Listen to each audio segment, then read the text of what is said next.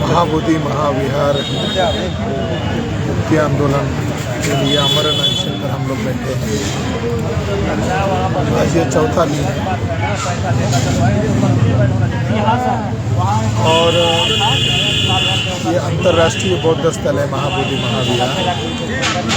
यहाँ पर देश भर से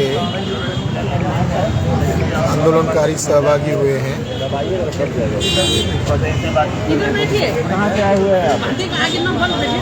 इस आंदोलन में प्रमुख मांग यही है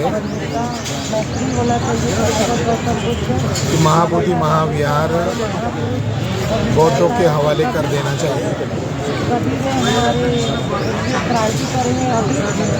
यहाँ आंदोलन न हो इसकी खबरदारी बिहार राज्य सरकार ने ली थी। पहले ही दिन आंदोलन को अनुमति नहीं दी जाती है ऐसा लिखित ऑर्डर दिया गया था।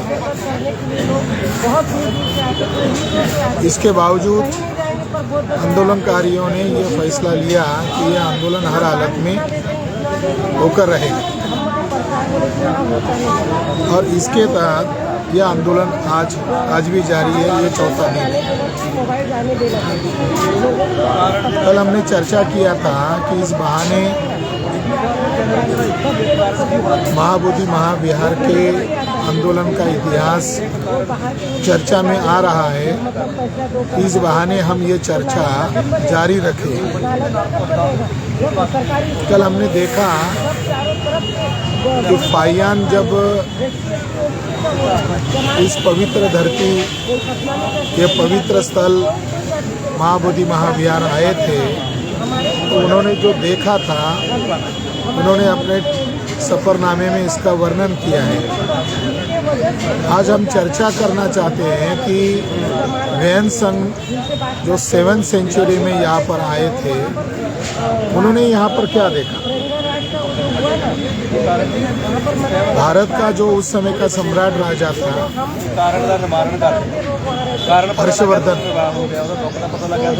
हर्षवर्धन के समय में ह्वेनसांग यहाँ पर आए थे। यहाँ से थोड़ी दूर पर नालंदा है। नालंदा में वो रुके थे और नालंदा में वो विनय पिटक का अध्ययन करने के लिए आए थे। लगभग इंडिया में 21 साल रहे। उन्होंने बुद्ध के सभी स्तूपों को देखा, आ जाकर उसका अध्ययन किया, उसको पूजा। ह्वेनसांग के द्वारा और फाइयान के द्वारा जो एरिया का मेजरमेंट लिया गया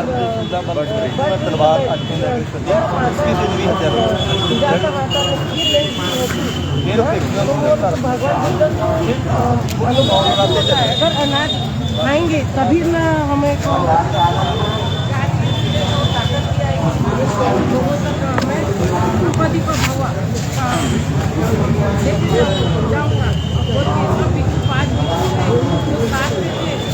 बुद्ध के द्वारा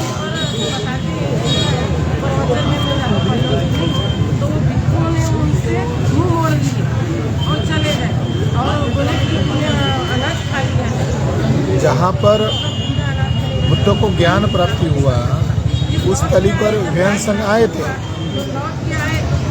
और उन्होंने यहाँ पर जो देखा उसका बखूबी वर्णन किया और वहाँ मेजरमेंट के साथ फाइयान और ह्वेनसांग ने सारी बातें अपने सफ़रनामे में लिखी है। ह्वेनसांग और फाइयान के मेजरमेंट के साथ किया गया वर्णन को ही आधार बनाकर भारत में आर्कोलॉजिकल सर्वे ऑफ इंडिया को कनिंघम महोदय को बुद्धा के सारे धर्मस्थल, सारे स्तूपास, सारे पवित्र स्थल ढूंढने में आर्कोलॉजिस्ट को सहायता मिली। यानी उन्होंने जो मेजरमेंट के साथ, दिशाओं के वर्णन के साथ, मूर्तियों के, स्तूपों के, शिलास्तंभों के मेजरमेंट के साथ जो वर्णन किया, उस वजह से ये हुआ कि भारत में बौद्ध स्थलों को ढूंढना आसान हुआ। फाहियान और ह्वेनसांग की एक खासियत है। ह्वेनसांग जब यहाँ आए थे तब यहाँ कुछ परिवर्तन हो रहे थे। यहाँ पर उस समय एक भी ब्राह्मणवादी मंदिर नहीं था, मगर भौगोलिक रूप से परिवर्तन हो रहा था। और जो महाबोधि महाविहार है, उसके बोधि वृक्ष के आसपास की जमीनें नीचे धंस रही थी। अशोक राजा ने 2,2500 वर्ष पहले बनाया हुआ ये महाविहार है। कठड़े के साथ बोधि द्रुम को, यानी बोधि वृक्ष को कठड़ा बनाया गया था। वहाँ पर वज्रासन बनाया गया था। और 7वीं सेंचुरी में ह्वेनसांग ने अपने सफरनामे में यह साफ तौर पर लिखा हुआ है कि यह बोधि वृक्ष के आसपास की जो जगह है या महाविहार है, ये सम्राट अशोक के द्वारा स्थापित किया गया।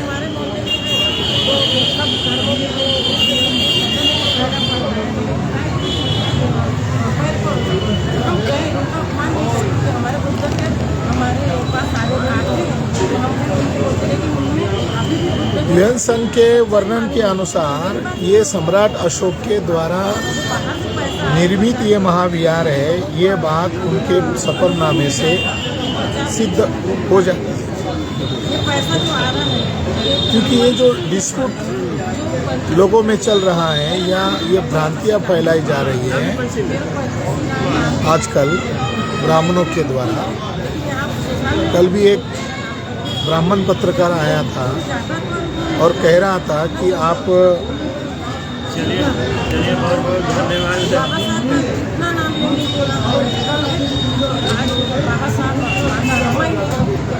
जो कुछ है आपके पास चलिए बहुत बहुत धन्यवाद। चलिए बहुत बहुत धन्यवाद।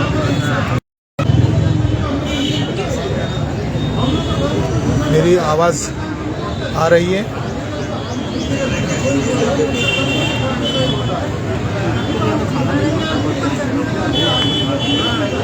मेरी आवाज़ आप लोगों को सुनाई दे रही है?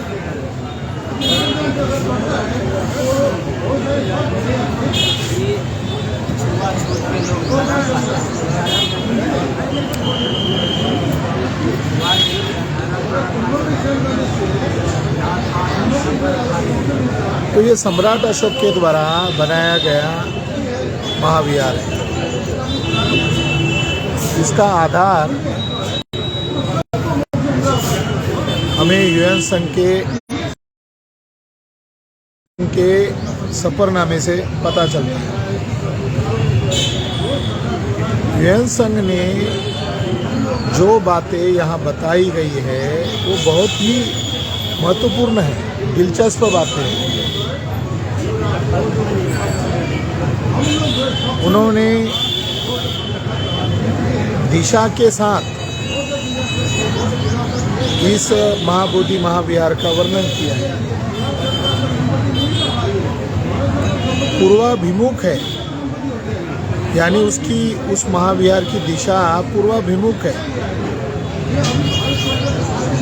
भारत में जितने भी मंदिर हैं आज की तारीख में जिनकी दिशा पूर्व दिशा की तरफ है, वे सारे के सारे बुद्ध विहार है, क्योंकि महाबोधि महाविहार का जो दिशा है वो पूर्व की तरफ है।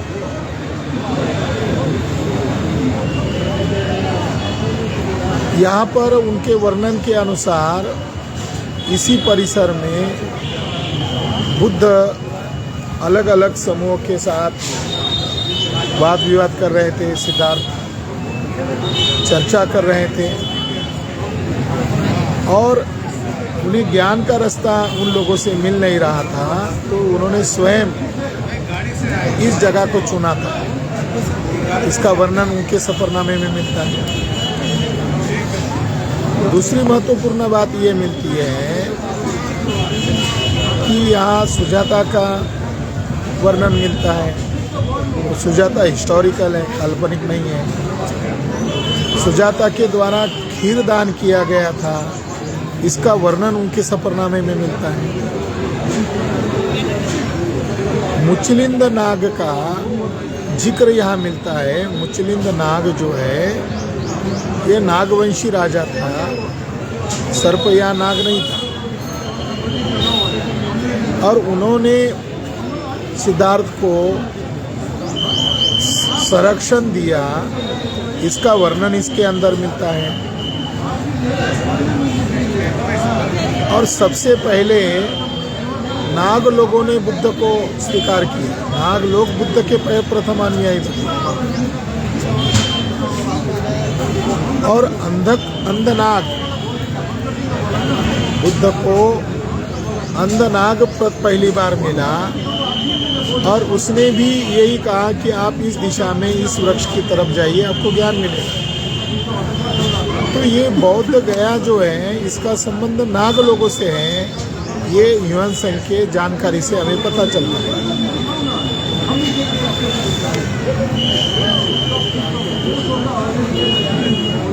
ह्वेन त्सांग ये बताते हैं कि इस बोधि वृक्ष को सम्राट अशोक के द्वारा संरक्षित किया गया था।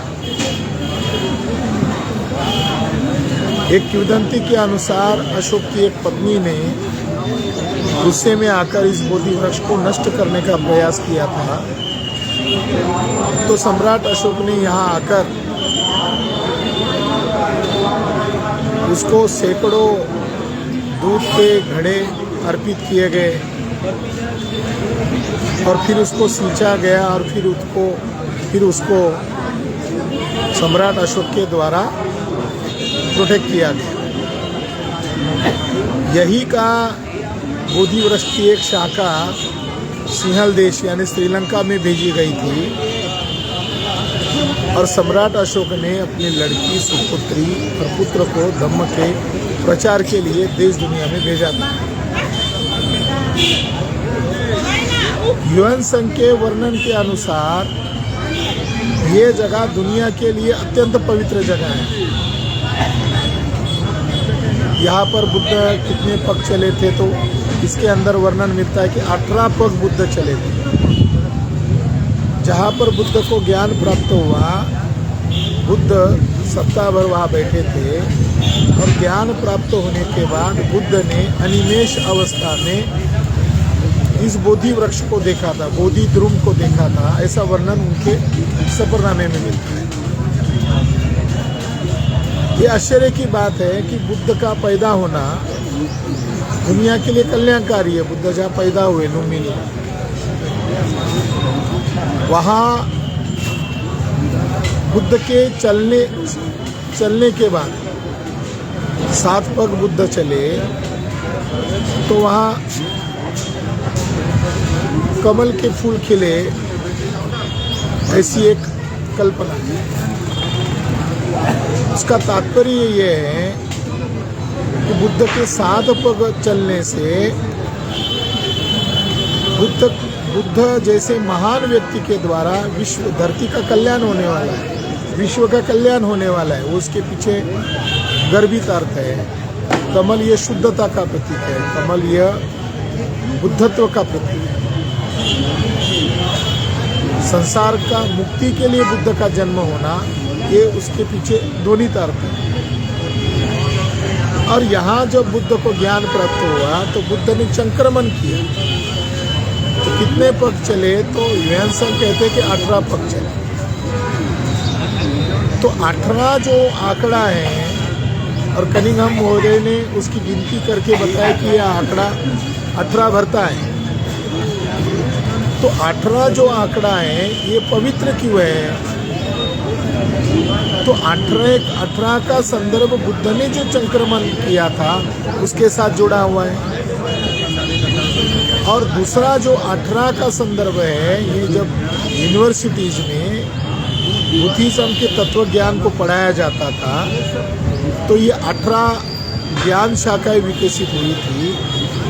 तो बुद्ध का 18 पग चलना और बाद में यूनिवर्सिटीज में उस समय के प्राचीन विश्वविद्यालय में 18 ज्ञान शाखाएं विकसित होना, तो ये 18 आंकड़ा पवित्र इसलिए माना गया क्योंकि बुद्ध के 18 पग चलना इसके साथ संदर्भित था।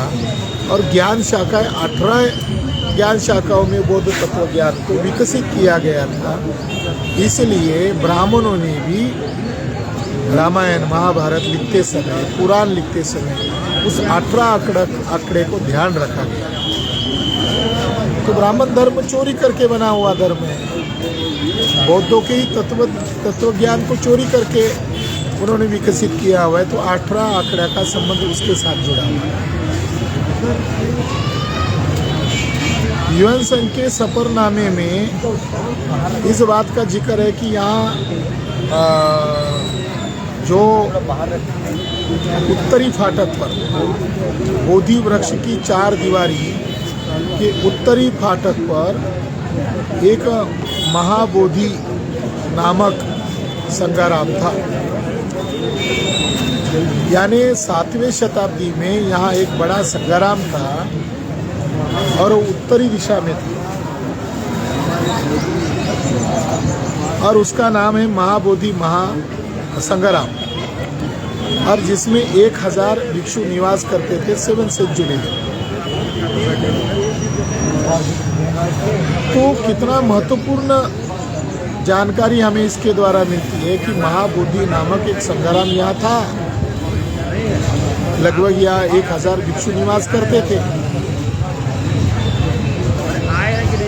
आज सवाल है कि वो संगाराम कहाँ गया, क्या कहिएगा जब आप लोग के लिए लड़ाई लड़ रहे हैं, या उस संगाराम के अवशेष कहाँ पर गए। ये जो महाबोधि महाविहार उत्खनन किया गया 1890 को सर मेजर जनरल कनिंघम के द्वारा उत्खनन किया गया। इसका रिपोर्ट उपलब्ध है। महंत ब्राह्मण इसके ऊपर दावा कर रहा था ये हमारा है, और ब्रिटिश लोगों ने उस ईमानदार संशोधक की जिम्मेदारी लगाई। उस रिपोर्ट में पता चलता है कि उन्होंने ये किसका है इसका हल ढूंढने के लिए उस बोधि वृक्ष को भी उत्खनन किया। उसके निचले जड़ों को ढूंढा गया और उन जड़ों के नीचे संगाराम मिला, जड़ों के नीचे वज्रासन मिला, और उस वज्रासन मिलने के कारण ये प्रमाणित करने में वो कामयाब हुए कि इसका ये वज्रासन सम्राट अशोक के द्वारा बनाया गया है।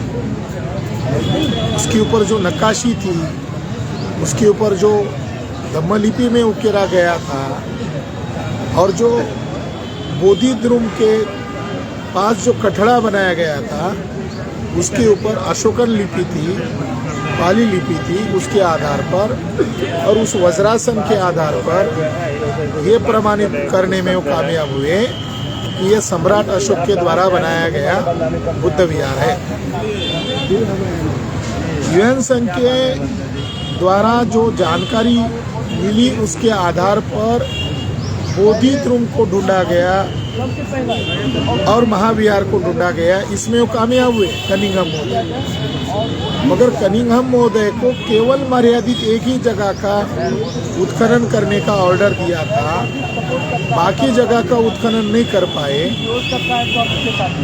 और आज भी उन जगहों को ढूंढना जरूरी है जो ह्वेन त्सांग के वर्णन के साथ मैच होता है।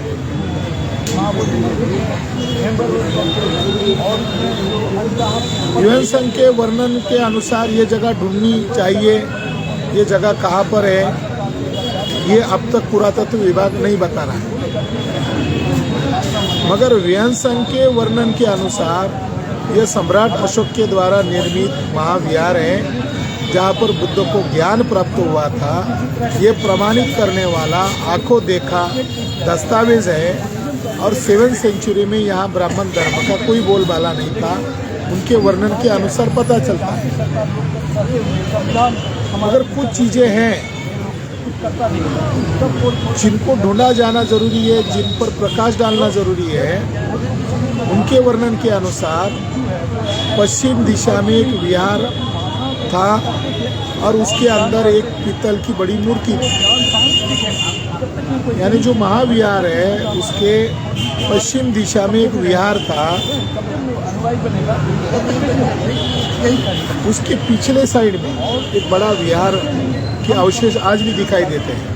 ईंटें टीले ईंटों का बड़ा ढेर पश्चिम दिशा में आज भी आप उस महाविहार की पिछली दीवार के हिस्से से आप चलेंगे तो बिल्कुल महाविहार को थोड़ी ही अंतर पर दिखाई देता है।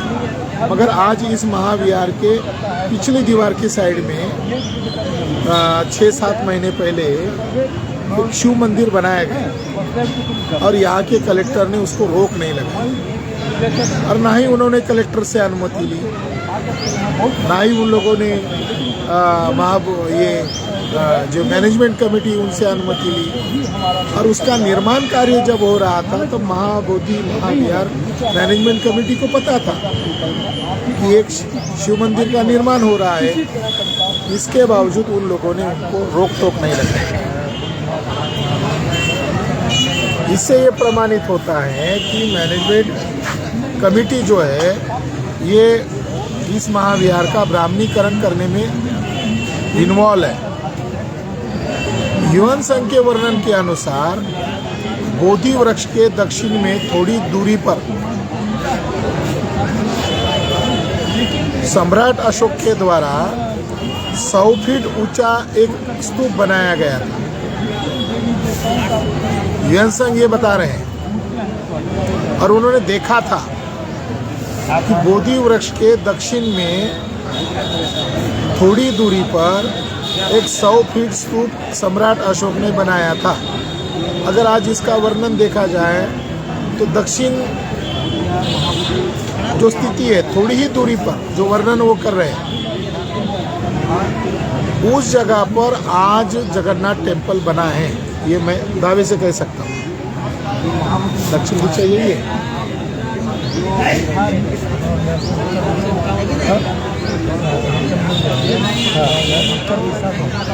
ये उत्तर दिशा में जगन्नाथ टेम्पल है और दक्षिण उधर है।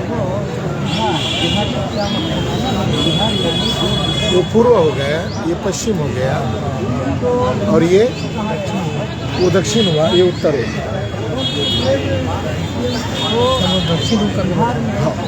अभी हम दक्षिण की तरफ बैठे हैं। तो दक्षिण की तरफ 100 फीट ऊंचा सम्राट अशोक ने एक स्तूप बनाया था, वो आज वहाँ दिखाई नहीं देता है।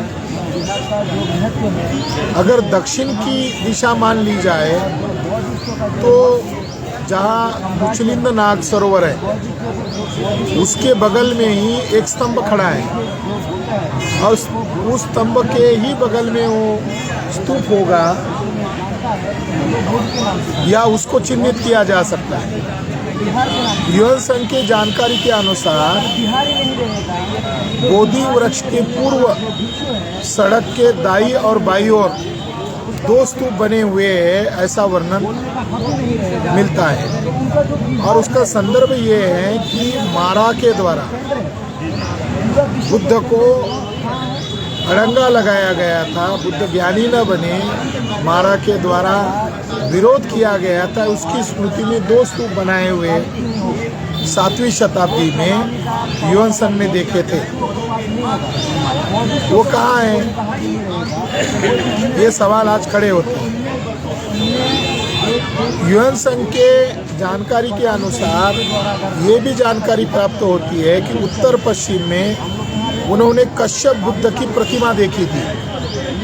उत्तर पश्चिम की दिशा में उन्होंने कश्यप बुद्ध की प्रतिमा देखी थी और ये स्थान इसलिए महत्वपूर्ण माना जाता था कि यहाँ कश्यप बंधु पुरीविला में कश्यप बंधु रहते थे और बाद में हजारों की संख्या में वो सारे लोग बुद्ध के अनुयायी बने थे।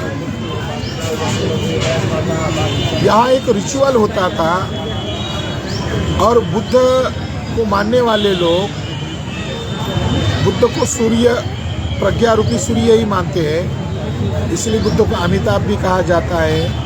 और यहाँ एक प्रतिमा ऐसी मिली है कि बुद्ध के चीवर पर अग्नि शलाखाएं दिखाई देती है, सेकंड फ्लोर पर है, यानी बुद्ध को प्रज्ञा सूर्य माना गया। यूएन संघ के वर्णन के अनुसार बुद्ध ने यहाँ बैठने के पूर्व निरंजना नदी में स्नान किया। अंध नाग ने उनको दिशा बताई, यानी बुद्ध को ज्ञानी बनने में नाग लोगों का बहुत बड़ा हाथ है। सुजाता भी नाग है, अंध नाग भी नाग है, बुद्ध को मिलने वाले लोग भी नाग हैं।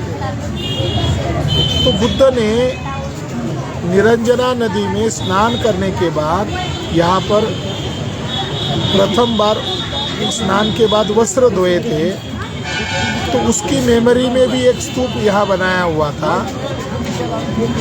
अब वो स्तूप कहाँ है, इसका जवाब भारतीय पुरातत्व संरक्षण विभाग को देना चाहिए। आज महाबोधि महाविहार का महत्व जरूर है, मगर बुद्ध के जो चिन्ह हैं, सिद्धार्थ के बुद्ध बनने के पहले के जो चिन्ह हैं, उनको बौद्ध राजाओं ने स्मृति में कायम रखा। वो स्तूप कहाँ है? यूएन संघ के वर्णन के अनुसार दक्षिण और जंगल में एक वृद्ध महिला ने बुद्ध को जीर्ण वस्त्र दान दिया था। वहां पर बौद्ध राजा ने एक स्तूप बनाया है, क्योंकि उस समय जंगल था। वो स्तूप कहाँ है? उस स्तूप को चिन्हित करना जरूरी है, क्योंकि कनिंघम महोदय को केवल बोधि वृक्ष को ही ढूंढना था और महाबोधि महाविहार को ही ढूंढने का ऑर्डर था। उन्होंने उनके रिपोर्ट में ये तक लिखा है कि जो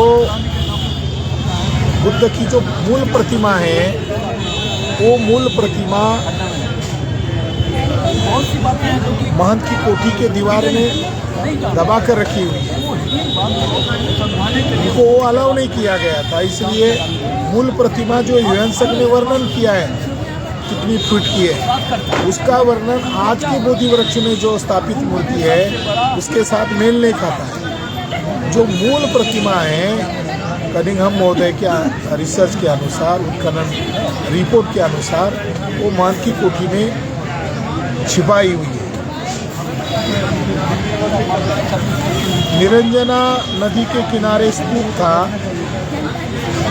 जहाँ पर सुजाता ने उनको खीर दान दिया था, ये वर्णन मिलता है।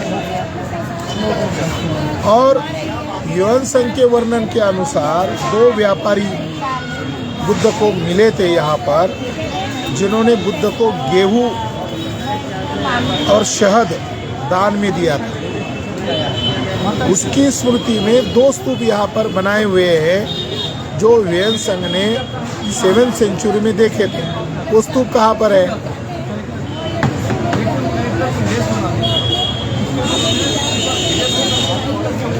बोधि वृक्ष के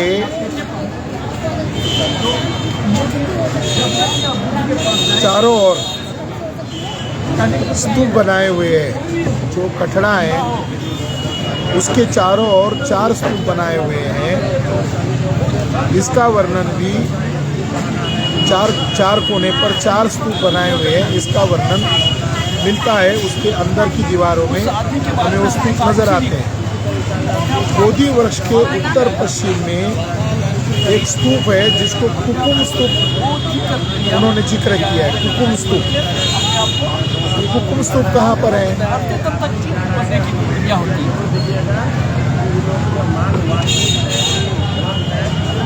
तो ये जो पवित्र स्थान है यहाँ पर बौद्ध धर्म के प्रतीक है। या बुद्ध के चरण चिन्ह है। चरण चिन्ह पर आप देखोगे स्वस्तिक की डिजाइन है। यही के चरण चिन्ह को पंडे लोग उठाकर लेके गए और बाद में उसको विष्णुपद कहना शुरू कर दिया। और उस जगह को उन्होंने, जहाँ पर उन्होंने रखा है, उस जगह को उन्होंने, ब्राह्मणों ने श्राद्ध का स्थान बनाया। गया, क्या बोलते हैं उसको, जहाँ पर श्राद्ध करते हैं, हाँ, विष्णुपद मंदिर को क्या कहते हैं? मैंने बुद्ध के ही पद को चोरी कर लिया और अब उसको विष्णुपद कहते हैं। और वह पंडे लोग श्राद्ध के नाम पर लोगों को लूटते हैं। फ्रांसिस बुकानन का ये कहना है कि यही के महाबोधि महाविहार की सामग्री को उठाकर, पिलर को, चिन्ह को, पद चिन्ह को, अन्य सामग्री को, मूर्तियों को उठाकर वहाँ स्थापित कर दिया। और वहाँ पर अब पंडे लोगों ने अब एक डेरा बना लिया।